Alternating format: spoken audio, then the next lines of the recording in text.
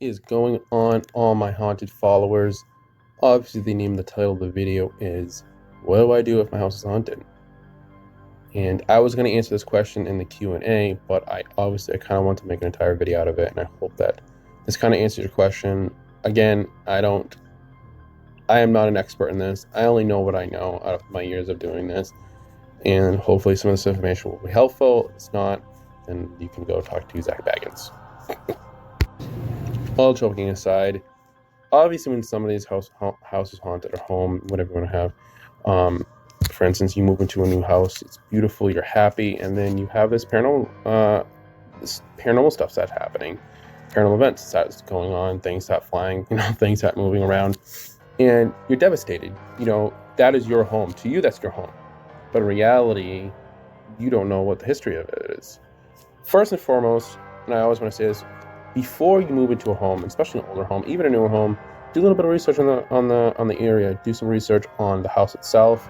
I don't know if this is a true thing, but realtors that I know can tell you if there was a death in the house, or if there was some type of paranormal activity. It's something that they need to tell you about. It's something, if I was going to purchase a home, that's what I would ask. Like, is there any paranormal activity in the house? So that's first and foremost. That's something you can do right away before moving into a home. I think a lot of people purchase old homes to renovate them, and then come down to it, upset a spirit that's in there that they didn't know was there. So the question again was, what can you do? Can you do anything at all? And the reality is it of yes and no. Okay, when I say yes and no, it depends on what kind of type of spirit you're dealing with. You have a tremendous amount of different types of hauntings. I've been over them in several videos. You have your residual haunting. Again, residual is energy that's kind of stuck in time. Think of a videotape that's being played back. That is energy that cannot be rid of. Now, there is, like I said, I say that I'm very hesitant when I say that, because there is ways to rid that energy. It's energy. It can be rid, and there are proper ways to deal with that. Then you have what you call a intelligent haunting. It's where a spirit is very well aware of your presence, and you're aware of them, and they try to communicate with you. And this is the most common type of haunting. Then you go into your poltergeist, and then you go into your demonic. Again, those two, the latter of it being the worst type of hauntings you can deal with, and probably by far the most difficult to get rid of. But that does not mean that a normal human haunting, and I don't call a poltergeist or a demonic hauntings. They are nothing more than terrifying. They terrorize. They're not haunting. I believe something that's haunting you is just kind of a inconvenience at that point. I hate to say it that way, but it's true. So again, what can you do? There are several different ways to rid your house of a haunting, or rid yourself of a ghost. First and foremost, find out what they're haunting. Why are they haunting? Who is it? Why are they there? As a paranormal investigator, we are detectives. Okay, we're paranormal detectives. We're trying to figure out why your home is haunting. We don't just walk into a home and take out our equipment and start doing EMF sweeps, EVPs, just to say, hey, your house is haunted. We get down to the basics and say, why is your home haunting? Is it actually haunted? That's another thing.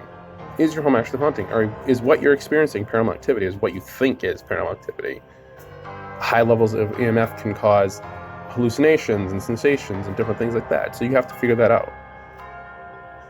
For me, going into a home and doing an investigation, I'm going to try to figure out why your home is haunted. And if there's actually a spirit there, and this is 95% that it's not, why is the spirit haunting your home? Unfinished business, what does it need? What can we help it with?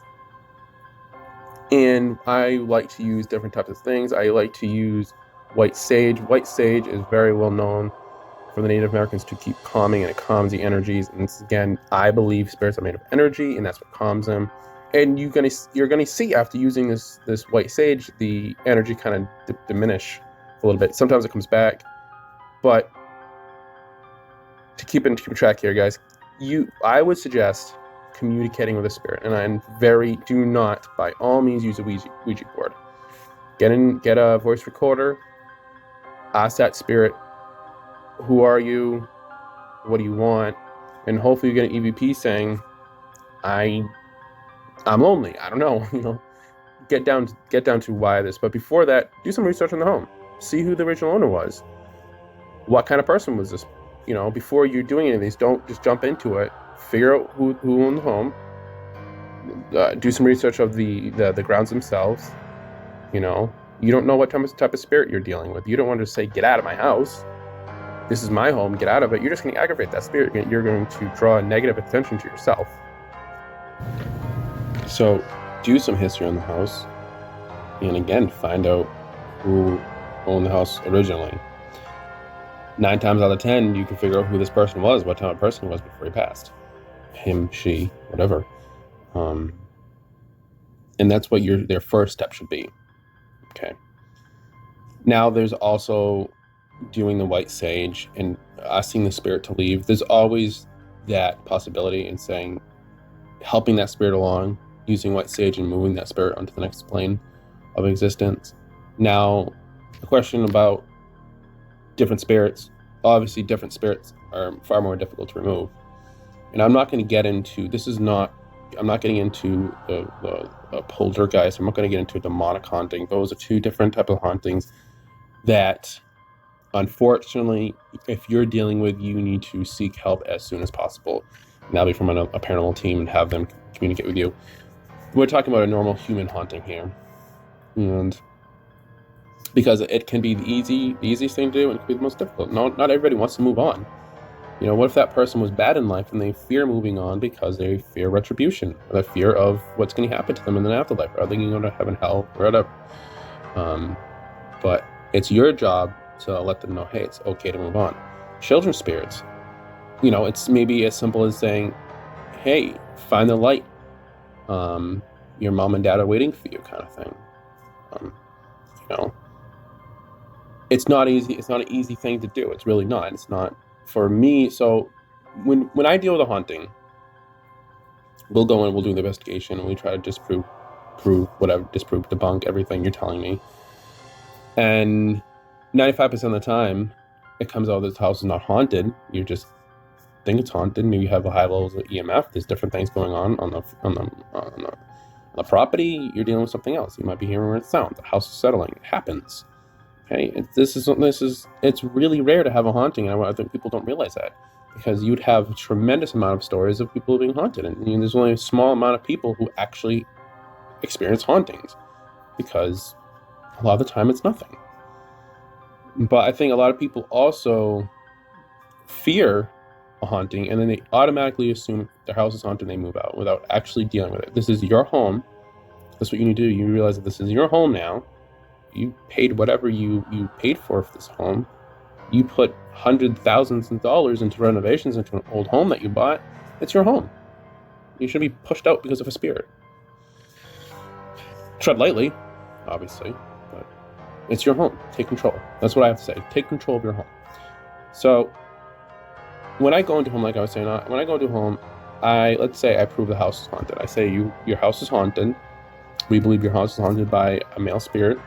2 male spirits, 1 male spirit, male and female. We communicated to them via EVP, Ovulus, whatever, and they said that they love being there. They don't want to move, but it will be no problem for you, kind of thing. I find somebody who is a very good medium, a psychic. I have them come in and I have them speak to these spirits, and they tell the medium, they tell the psychic, we like being here. We will have no problems with the homeowner. Can we just stay here? Maybe it's time for you to actually just live with the spirit. They're not going to be a problem to you. But in other times when we have a medium or a psychic come in and then the spirits are afraid to move on, that psychic can help that person move on. Maybe that medium can help that person move on. It all comes down onto what you decide you want to do.